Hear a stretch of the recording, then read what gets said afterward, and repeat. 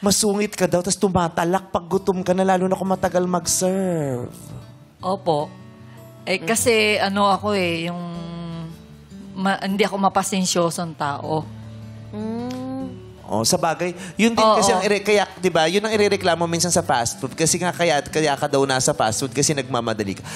Ako naman ang pinaka nai-imbiyon ako pag nag-drive-thru ka pero pag aantayin ka ng 20 minutes. Para fresh yung niluto.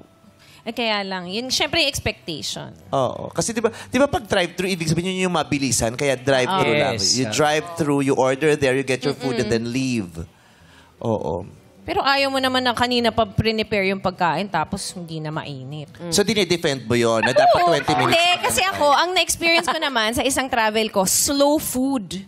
Ay, may slow food talagang term. Oo, tapos nakasulat talaga doon, slow food. Yeah, kaya syempre mag-expect kang mabagal kasi may pine-prepare. Pag fast food, kaya di ba pag fast food, mabilis siyang naka-prepare, mabilis mo siyang makakain. Siguro dahil sa demand na, no? Hindi iba na kasi nila gusto masukat bagong ng luto. tama. So kung malakas yung demand, isara nyo yung drive-thru, ibig sabihin hindi kayo ready. Hindi, okay lang naman yun. Siyempre, kailangan na lang natin unawain ang isa't isa. Parang mapapahamak ako sa sinabi ko. Kaya nga dinala ko na sa slow food Ako yung slow today. Minsan, Siyempre, not every time we will get what we want. The moment we want it to happen. That's why we just have to have patience, sympathy, and empathy. Especially the fast food employees, they work very hard, but sometimes they are ano ba ito? Oh, sorry, may patience.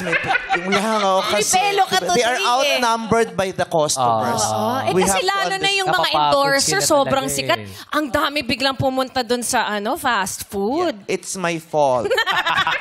Ang bilis ka usap. Yeah.